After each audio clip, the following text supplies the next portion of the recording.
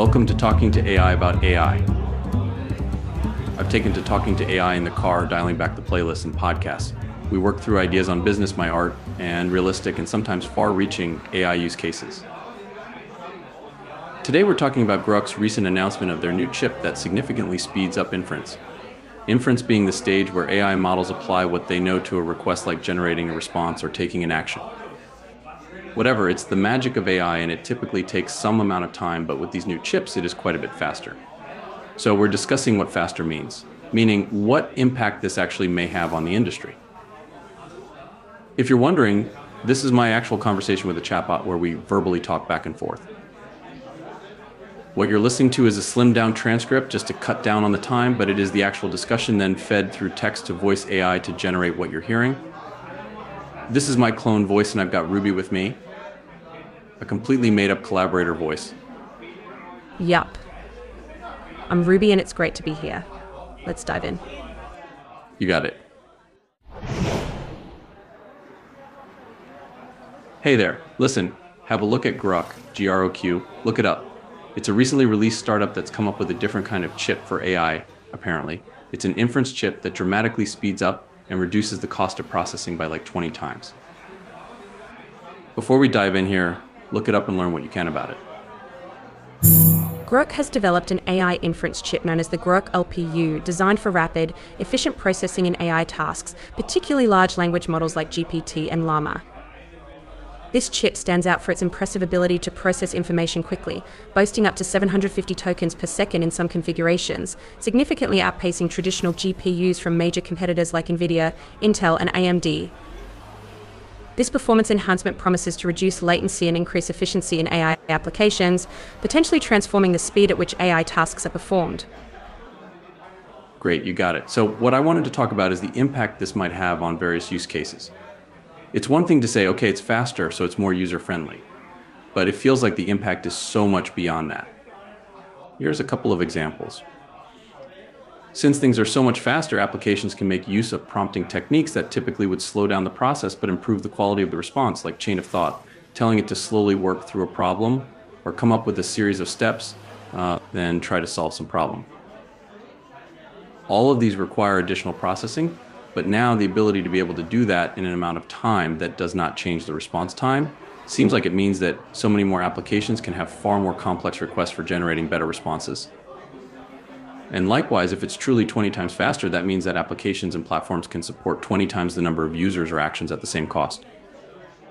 So I hear that it's also cheaper to run as well, which that means that AI can be significantly more integrated into applications to enrich those experiences even more. When previously it might have just slowed down a whole experience, so that trade-off just goes away. What are your thoughts? The Groq LPU's speed and efficiency could indeed revolutionize various AI applications. Faster processing allows for more complex and nuanced AI interactions, like iterative problem solving or detailed content generation, without sacrificing user experience due to delays.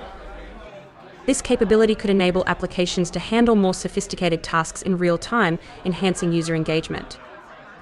Furthermore, the increased efficiency and reduced costs could allow for broader AI integration across platforms, supporting more users and complex operations at lower costs, thus democratizing access to advanced AI functionalities for a wider range of applications. Okay, so let's talk about some of those applications. First, let's start with the obvious. Right now, you and I are talking back and forth. It's doing voice-to-text transcription, feeding that into an AI model, bringing back some sort of response, translating it back text to voice so that we have a verbal conversation. Latency is far from natural. Our conversations are a little slow. I have to wait every time to hear your response. That said, being able to talk to you is so much easier than typing. I can provide richer information, more detail, more nuances, and by bringing that to a level that is on par with just literally talking to another person, where you might respond seemingly immediately, would just transfer a typing-based approach to using language models to one that is strictly audible or verbal. That experience can be so much better, and all of a sudden feeds into all kinds of use cases where I can interact with things by talking to them in a store, putting an order in for takeout food, or getting advice from an advisor, therapist, or doctor. It seems like it can revolutionize the way that people interact with AI. Absolutely, the advancements in AI processing speed and efficiency have the potential to make verbal interactions with AI much more seamless and natural.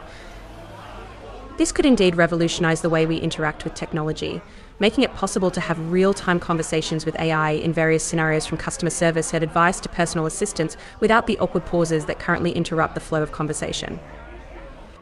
This shift towards more natural, conversational interfaces could significantly enhance user experiences across a wide range of applications, making technology more accessible and intuitive for everyone. Yeah, let's take that even a step further. I was recently talking to a buddy about doing a version of this podcast with him and you, but right now this is really a one-to-one relationship. Just me and you. I finish talking, you start talking, you stop talking, I start talking. In the case of having multiple people, first off, that requires much more context.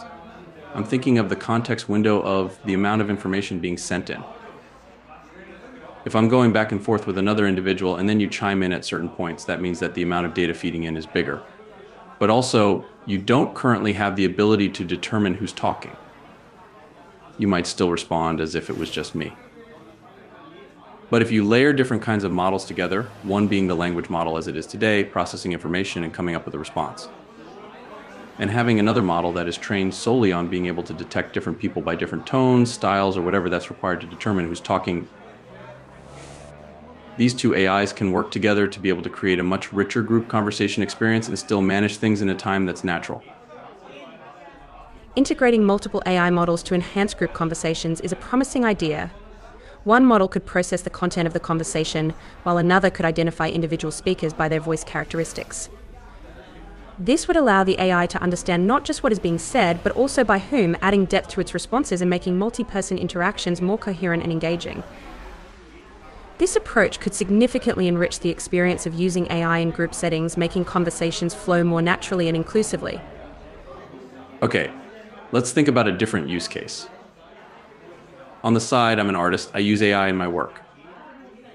I don't produce strictly AI art, but AI is part of my workflow. Still very manual to a degree, but at the end of the day, it produces something that is fixed, right? It's meant to be printed, framed, put on the wall, and it is what it is. But there are people who are using AI to make these immersive experiences where the art changes or just surrounds viewers. And there's a lot of ways that you can do this, but one really interesting use case is having something that people can interact with in the space. And using AI in certain kinds of ways can be a viable approach to this, but there's also ways of using AI that it just wouldn't really be a great experience because of those delays. Like speaking to a painting, telling it to do something different, or for it to pick up different elements from the viewer, facial expressions, where they're looking, who's entering a room, what's being said. Thinking about something that is really layered and really complex, and for it to be able to react in ways requires processing speed. This could really enable some very fascinating and new types of art that are immersive and experiential. The advancements in AI processing speed could indeed revolutionize interactive and immersive art. Faster AI can analyze and respond to complex inputs in real time, such as voice commands, facial expressions, and room dynamics, creating a dynamic artwork that changes based on viewer interaction. This capability opens up new possibilities for artists to create experiential pieces that engage audiences in novel ways, making the art more personal and impactful. Another use case that comes to mind, or at least group of use cases, are environments that are happening at a rapid pace. I'm thinking of things like day trading as an example, where people are gaining and losing large amounts of money in seconds or even fractions of seconds. There are really complex platforms for trading that brings up all kinds of information, news, events, financial figures, but if you could layer into this processing information to look for trends and patterns, things that might be emerging in real time, complex information all aggregated immediately, this could provide so much information to people who are trading who need to make split-second decisions. That's just one example. But I'm thinking that anything that requires continuous monitoring of the real world in some way, either physical or data-centric, something like this would help bring AI into those environments where it can actually live with the people and events that are happening in the real world in real time. Absolutely. Faster AI processing can significantly impact areas like day trading, where decisions must be made quickly based on vast amounts of data. Such advancements could enable real-time analysis of financial markets, news, and trends, helping traders to make more informed decisions swiftly. This principle extends to any fast-paced environment, from emergency response systems to dynamic monitoring of infrastructure, where AI can offer immediate insights or actions based on continuous real-world data streams, thus enhancing efficiency and responsiveness in critical situations. Now, the way that you describe that makes me think also of real emergency situations. With medical situations, as an example, thinking of it in terms of being able to analyze exactly what's happening to somebody as it's happening and processing all the information to be able to provide emergency care workers with information immediately across the spectrum of all kinds of possible reasons or solutions. Indeed, in medical emergencies, the ability to rapidly process diverse data types from patient vitals to historical health records could empower emergency care workers with real-time, actionable insights. This could facilitate quicker, more accurate diagnoses and treatment plans, potentially saving lives by ensuring immediate and informed medical intervention. Let's talk a little bit about the impact of this on businesses who are trying to feed their applications with AI components, we'll say, or functions. Right now, there's a cost to processing information, which probably means that companies are balancing the trade-offs and approaches to using AI in their systems. I can imagine some platforms that have a wide variety of tools, they might choose to only implement AI in some of those tools because of that trade-off. They can only afford so much compute. In other cases, it might change the architecture or approach for how they build those systems that feed into a user experience. Think about using AI to periodically process information and generate some kind of report. They might do it on a daily basis, even though perhaps doing it on an hourly basis might be richer, but significantly increases the compute. So think about going from a daily processing action to an hourly one. If this process is 20 times faster, you're effectively getting the same amount, or using the same amount of compute with this new chip in that one case. Or you might be able to allow people to do things whenever they want, as many times as they want, figuring that the average might be less than that 20 times improvement. So in both cases, spreading AI farther beyond a few spatterings of AI components to a full suite, to a platform-wide use, makes a platform far more interesting and capable, and also might impact simply the approach to building the platform. So that ultimately, the user experiences themselves are more rich. The advent of faster AI processing, like Groq's chip, could significantly impact how businesses integrate AI into their applications. By reducing the cost and increasing the speed of AI computations, companies may start embedding AI functionalities across their entire suite of tools rather than selectively due to cost constraints. This shift could lead to more frequent data processing, e.g. hourly instead of daily, enhancing the richness of user experiences and potentially transforming platform architecture to leverage AI more broadly, making platforms more dynamic and interactive. And then I think it also will impact startups that are struggling right now because of the cost of computing. The world is better off when there are more players in a space. It increases the competition, the creative thinking, the different nuances that one given solution can provide, all that kind of stuff. And right now, there's a certain number of businesses that will go under because of funding or profitability.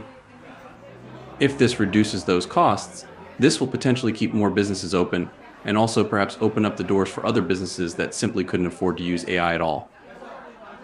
So increasing the number of applications and creative uses for AI in business and creating a much more diverse set of use cases and applications, which can only be a good thing.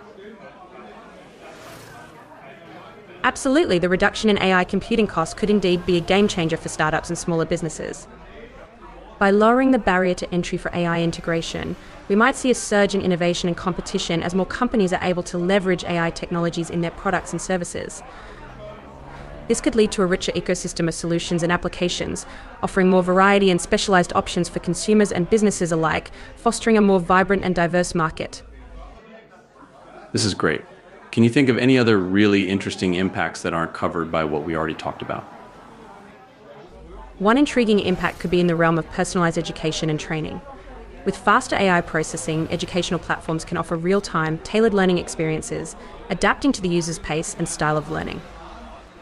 This could revolutionize how we approach education, making it more accessible and effective for diverse learning needs. All right, that's pretty good.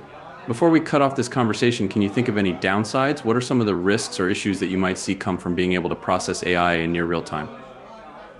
Some potential downsides of real-time AI processing could include increased risk of privacy breaches, as more data is processed faster, like potential job displacement in sectors where AI can outperform human speed and efficiency, or ethical concerns around decision-making being deferred to machines, and the challenge of ensuring AI systems are transparent and explainable, especially as they operate at higher speeds and more autonomously. Yeah, I think that that's true. I think that the fact that AI can be processed more quickly and applied to more environments, this brings us that much closer to AGI, allowing AI to take over control for more and more things in our daily lives. A world where AI or AGI is commonplace, needs to have a lot of regulations, ethical considerations, and general understanding in place that we don't quite have yet. We're trying to keep up as fast as we can, but if all of a sudden this produces the ability to get closer to that state that much more quickly, we may not be ready for a world where AI has that much control. Absolutely, the rapid advancement towards more autonomous AI systems, potentially leading to AGI, does raise significant ethical, regulatory, and control issues. Ensuring that society is prepared for these changes with appropriate safeguards and ethical guidelines in place is crucial to managing the risks and maximizing the benefits of these powerful technologies. Another concern is in line with fraudsters. There are a lot of use cases that people have been talking about where people can use AI to dupe other people. Using AI to make phone calls as if they're from one person but are really from somebody trying to scare somebody into giving money or sensitive information or whatever. Right now, I think that even using the best tools that are out there, if you're paying attention, you can often tell that it's coming from AI. If the processing is so quick that it really improves that user experience, at least from the fraudster's perspective, that means that these are much more viable ways of being able to take advantage of other people or of situations. So that's a second concern for sure. Indeed, the advancement in AI processing speeds could make fraudulent activities more sophisticated and harder to detect, posing a significant threat. Enhanced realism in AI-generated content might make scams more convincing, necessitating advanced detection methods and increased awareness among the public to mitigate these risks. Maybe one final concern I have is in the fact that just because something is done faster doesn't necessarily make it better. AI still makes mistakes, and we've talked about how faster processing could allow better prompting and better techniques for interacting with the AI without impacting that user experience very much. So perhaps there is some quality aimed in some cases, but in other cases it may not produce better output. Since AI makes decisions so quickly, we may start using it to complete long-running tasks for us, where the output of one step feeds into the input of the next step and so on, chaining these guys together. If a mistake happens, we may have set ourselves up for some problems because we became overly reliant on the AI for taking action. Rapid AI processing does introduce the risk of becoming overly reliant on AI for critical decision-making processes. Mistakes made early in a chain of automated tasks could propagate, potentially leading to significant errors or oversights. This underscores the importance of maintaining oversight and incorporating checks at various stages to catch and correct errors, ensuring that speed does not compromise accuracy or safety. All right, this is a fascinating chat. Thanks for taking a moment to go over this. Really appreciate your input. I'm glad you found the conversation interesting. It's always exciting to explore the potential impacts and considerations of advancing AI technology. If you have any more questions or need further discussion on this or any other topic, feel free to ask. We've reached the end of today's episode, and it's been a thrilling journey exploring the advancements in AI and their profound impacts. If you found our conversation insightful, please make sure to like and subscribe. Your support helps us bring more content like this to you. It also helps others discover our podcast, allowing us to grow and keep sharing knowledge. Thank you for tuning in, and we look forward to having you with us in the next episode. Goodbye, and take care.